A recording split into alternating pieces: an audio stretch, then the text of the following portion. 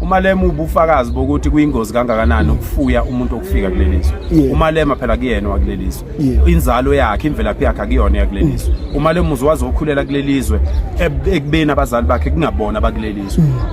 Lokhu nje akukhulumayo umalema kubufakazi bokuthi kuyingozi kangakanani ukufuya ingane yomuntu okufika kulelizwe. Ngoba lento ayikhulumayo uyikhulunyiswa ukuthi yena ucabangela imvelaphi yakhe akacabangeli lelizwe. Akekho umholi ofuna amavoti ase South Africa ongakhathazekile ngodaba labantu bokufika. Lezi ingane zabantu ezigcwele lapha ko Hillbrow, ezigcwele lapha ko Uville, ezigcwele khona la ko Bramfish, eziphelayo ngama drugs. Uthini ngazo ko Alexander, hambe Alex uyobuka ingane zabantu ukuthi zinjani. Ingane zamadoda akana ndaba nalokho. Unendaba nomuntu waseZimbabwe, unendaba nomuntu waseNigeria, akana ndaba nomuntu wase South Africa. So mina kungethusi, ngiyaqala ukubuzwa kodwa kungethusi ke uma kuvela kumalema, ngoba umalema ngiyazi ukuthi enye izinto eziyinkinga empilweni yakhe ukuthi ubaba akazabe naye.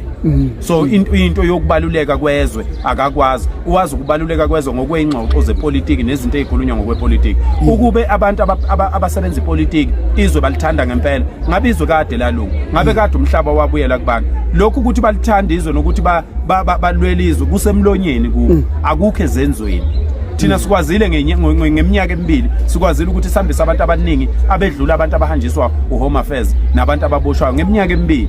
So kwenzeka kanjani ukuthi thina singabantu phaka singenawo ngisho ibudget sikwazi ukwenza into enkulu kangaka? So mina ngiyamxolela loyo ngoba vele uye ejele ngoDecember, manje vele ufuna ukuhamba nami, ufuna ukuhlala nami ejele kushuthi ke bafuna ucele kupresident amzameke angibophele ukuthi ke ngiyohlala naye lapha sixoxe ukuthi awu nkokheli awu sekunjalo, uyabo. Akungethusi lokho ngoba vele umuntu ngisho ukuthi uyamlalela, uyambotha umuntu osegive upile.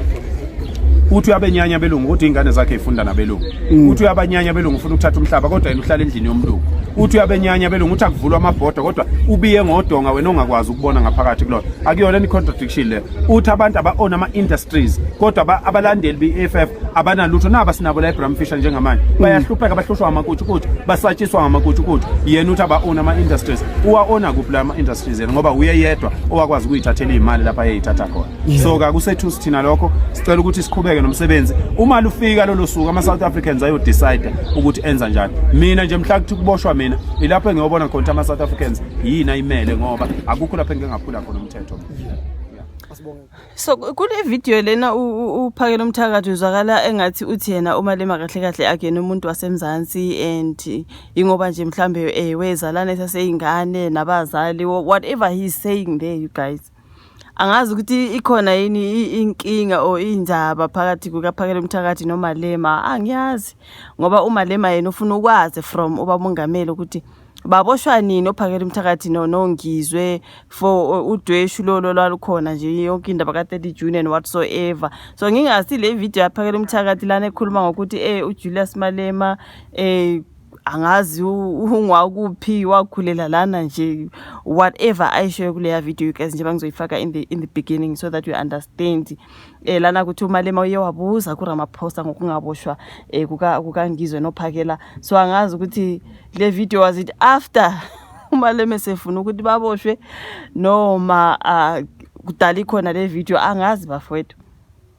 Kuthi bafuna ezikiti babebhalela phansi ababehola amamasho okuchitha abokufika kuleli ongizwe emchunu nonkosikhona phakela umthathi nabandaba umholo we-EFF Julius Malema uyewabuza kumongameli Cyril Ramaphosa ukuthi ke ikupho kwenziwayo ukubopha ke abaphehla udweshu ukuhlukunyezwa abantu bakwamanye amazwe noma ke engabagagulanga ke ngamagama, kodwa uyambuza ukuthi kungani abanye abahola ababili ahlangana nabo engababophanga sebehlangene naye, ngoba siyakhumbula ukuthi abahlangana nomongameli nguphakela umthakathi nongizwe wayengekho uJacinta kwakuphakela nongizwe. Kuthiwa uthi ngoba umongameli wahlangana nabo nje ngesikhathi ebuza umongameli uthi kungane engababophanga, kanti baboshwa umongameli noma mhlawumbe angazi kwakumele baboshwe laba babili kakhulu ke ngesikhathi uhlangene nabo. Kusho umalema ikupho kwenziwayo ukubopha ke abaphehli bodweshu ezahlakele nezimbili ezokuhlukunyezwa kwabokufika kubuza ke ubaba uJuju lapha ngesikhathi uRamaphosa ephendula imibuzo eParliament wasethi baba Ramaphosa amaphoyisa asezithendeni zabo bonke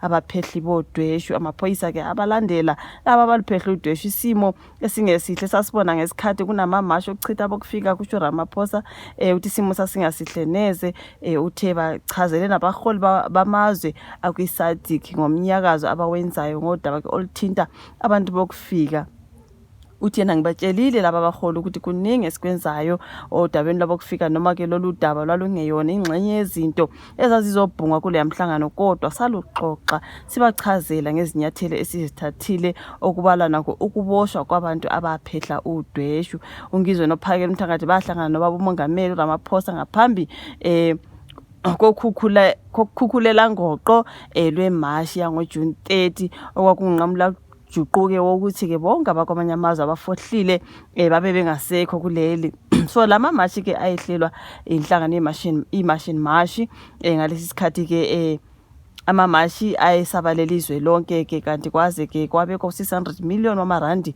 emaphoyiseni okuqapha ke okwakuzokwenzeka ngalolu suku so imashi yaphinde yabeka futhi omunye umnqamula juqu wango September 30 ukuthi babe bengasekho abafohlile kubukeka ke sekuhlukana inhloko nesixhanti isishiphelene phakathi ke kwalenhlangano nalabo abaholi njengoba ke bengasabi ingxenye ke yemashi ungizwe nophakela umthakathi obviously abasabi ingxeshe uJacinta wathi bona bazoqhubeka bamashe every Thursday kwasha kwacima so odabeni oluthinta inkinga yamanzi kuleli ngezinye izinto lapha neziyeza discusswa njengoba ke bamongameli obephendula imibuzo so kuthiwa kumalembe befuna ukwazi ukuthi baboshwa nini uphakele umthakathi nongizwe so ngoba ngibona naleya video lapha nake uphakele ekhuluma ngokuthi umalema uyisibonelo sokuthi ke angazi ukukhuluma ukuthi mawungagcina umuntu okufika ezweni lakho something along the lines uzoyizwa in the beginning of the video ukuthi uthini uphakela obviously